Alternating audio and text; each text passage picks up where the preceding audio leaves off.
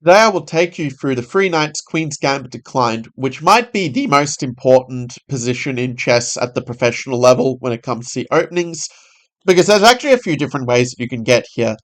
You see, one of the common move orders you might think of is something like d4, d5, and then if they play Queen's Gambit decline, the most common continuation against our Queen's Gambit, that we can just go for something like this and get this position in this way. But there are a few other move orders as well. You could obviously start with knight f3, and this will eliminate some of black's better alternatives to knight f6. It can happen after 3 knight c3, for example. And maybe most importantly of all, you also, it means that after knight f6, obviously these are also move orders from black's point of view. At the top level, you'll actually see the move order of c4, e6 most often of all, basically preparing to play Nimso Indian. At Grandmaster level, most GMs actually will avoid the Nimso Indian and play the move knight f3, so bishop b4 can be met with some additional options, as it were, that are a bit better than knight c3. And in turn, black will usually play d5, making a point that the exchange QGD will be a bit less effective when the knights already commit f3 so early. And so after knight c3, we then get back to our 3 knights QGD position. And also, by the way, you can get it from some flank opening move orders, like, say, knight f3, and this would be another way to kind of get there. Or alternative, like c4 and then knight f3 with a similar thing going on. So it's a position you can get from a lot of different move orders, and it's just very important to be able to know how to play it with both sides. So that's what we'll be diving into here. Basically, black has a very large range of options. If you're someone who is relatively new to openings or relatively new to d4, you might be a bit overwhelmed by the choices, but basically the two biggest ones historically are the semi-Slav with c6 and bishop e7.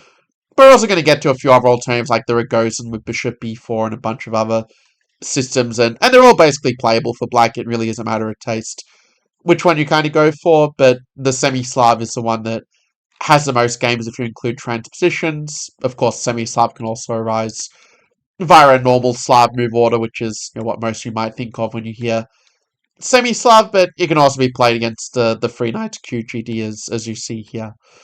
And here white kind of has two main choices of bishop g5 and e3, and bishop g5 probably is the one that, at least like from a human point of view, is more critical, pinning the knight, but it is also one with a lot of theory attached to it.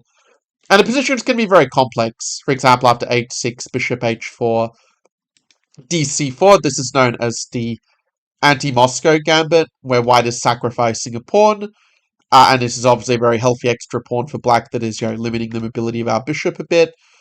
But on the other hand, there are also some trumps for white, where black has clearly weakened their structure, their king is a bit loose in the center, and we can either build up more gradual moves like castles and n95, or then we can play h4 and try to create a weakness in their king side that way.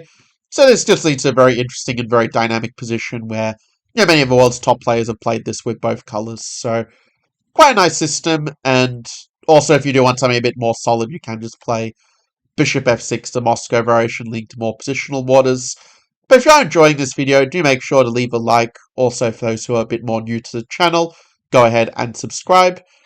And with that, I'll talk you through just a few other semi-Slav lines as well, because h6, even though it's the main move, is by far not the only move in this position for black. Probably one of the sharper lines, which kind of reminds a bit of the anti-Moscow gambit that we just saw, is playing this move of dc4 immediately, the Botvinnik variation. And basically the difference with the Botvinnik and the anti-Moscow gambit is that after bishop h4 and g5, well, white's already played the move e5 in a sense, meaning that there is this tactical opportunity to sack on g5 temporarily and get the piece back here. It's very sharp play, like it's basically worked out to a draw in correspondence, but yeah, some very complicated and long variations arise from here, so it's something where you should really know what you're doing with both sides.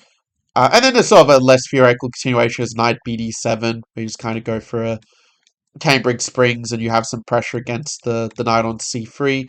It's quite a popular recommendation below 2000 as a way just to get a game. And also, if white wants to play something a little bit more solid, where maybe it's not as reliant on memorizing the theory, there is also the move of e3, kind of setting up these Meran style positions. Yeah, the Meran with bishop d3, it used to be very trendy a while ago, but it's now thought that black is going to get pretty good counterplay with a c5 break quite fast. And that's sort of the reason why queen c2 is a little bit more trendy these days, the anti-Meran, saying that if they take too soon, we'll gain a tempo of development with the bishop in a sense. So normally black will wait for white to go bishop d3 and only then take. And it's worth noting that black is not limited to playing b5, even though it's the main line, that you also have moves like a6 to kind of prepare b5. You also can play in the center of e5 in a sort of classical QGD kind of style. So again, both sides kind of have a lot of choice in terms of the type position arises in a semi-Slav. The positions are very rich, and that's a reason why you will see this system quite a lot at a high level. With that being said, I do want to also quickly touch on the alternatives. So after bishop e7, the sort of old main line is going bishop g5 and just kind of playing into this sort of position here. Where basically black has kind of three options. Like the main one is just to go for the Tartakawa setup, where you could have some development like this, where there's just no bad pieces, and black eventually manages to hit in the center and kind of solve the problem of his bad bishop. That's often a problem in the classical QGD, that the bishop would be stuck behind the pawn, but here we kind of resolve it. Also, knight e4 Laska's variation is also very reliable as an equalizing weapon. And there's also Kramnik's move at knight bd7 and going for c5 that also has quite a good reputation. So you can have a bit of choice here as black. You know, white can also play bishop f6 if they want to kind of get their kind of position on the board. But actually against classical QGD with bishop e7, the main trend at a high level is actually to play bishop f4 and e3. And then black can kind of either play for more forcing play with c5, you know, build up a bit more steadily with knight d7. And there's even moves like b6 as well, where you just kind of play for a more solid equality. But yeah, it's a conceit bishop e7, very reliable system, like very hard to gain long-term pressure as white. But, you know, it's a game of chess. Just very, very solid and reliable. Systems like the Rogozin are definitely a bit more dynamic in a sense, allowing a little bit more on active piece play, and yeah, the main line is sort of thought to be to go bishop g5, put the question to the bishop, and here it does kind of make a bit more sense to trade on f6 and not let them kind of take on c4 at a better moment. And there are different options like either playing e3 and rook c1. There's also moves like queen a4 check to stop the usual Rogozin plan of breaking in the center with c5 or queen b3.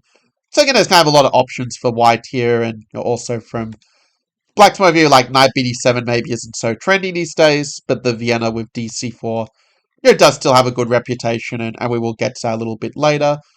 Also, white has other moves like going for the exchange type positions with the bishop coming out to one of these squares. There's moves like queen a4 that are a little bit more strategic as well. So again, there's a bit of a choice for white in terms of the type of position they want to get. Going back, knight bd7 usually is going to transpose to some other opening, like bishop g5. The next will kind of determine which opening it transposes to, and if white does take on d5, it's going to be kind of like an exchange QGD with some small twists, but still the same kind of structure. Yeah.